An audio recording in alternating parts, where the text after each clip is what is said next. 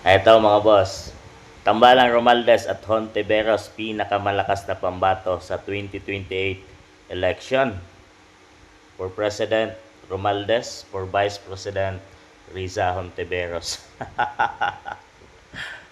Isa sa mga kaguluhan na nangyari sa Pilipinas ngayon, kaya may sunod-sunod na 3 days rally, mga boss, no, ay dahil isa sa mga sangkot na pangalan ay si Speaker Martin Romualdez. Isa sa mga siniwalat na video ni Saldico, kasangkot si Speaker Martin Romualdez. Isa sa mga flood control anomaly, isangkot si Speaker Martin Romualdez. Ang pagpapabagsak kay VP Inday Sara kung ano-anong kaso para ma-impeach, sangkot ang pangalan ni Speaker Martin Romualdez. Isa sa mga dahilan kung bakit nadala sa ICC itong si dating Pangulong Rodrigo Roa Duterte, sangkot ang pangalang Martin Romualdez.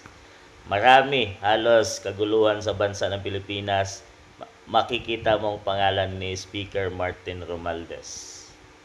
Si Reza Hontiveros, isa din sa mga makaliwa, pwede naman.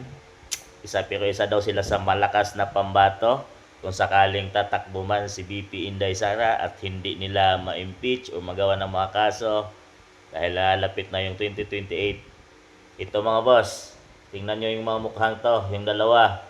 Kung sakaling iboto nyo ba sila at magkakaroon kayo ng tiwala.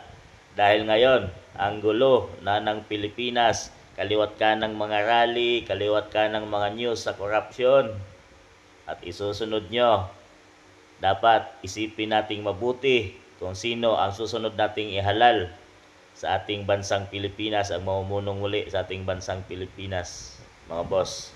Di pa sinabi ni Pangulong Bongbong Marcos na malinis pa ang pangalan ni Speaker Romualdez kaya't wala pang mga kasong naisampa sa kanya, mga boss, sa ngayon. So hanggat wala pang kaso ay tuloy-tuloy pa si Speaker Martin Romualdez. Ito mga boss, kung bukas ng eleksyon, iboboto nyo ba ang dalawang to?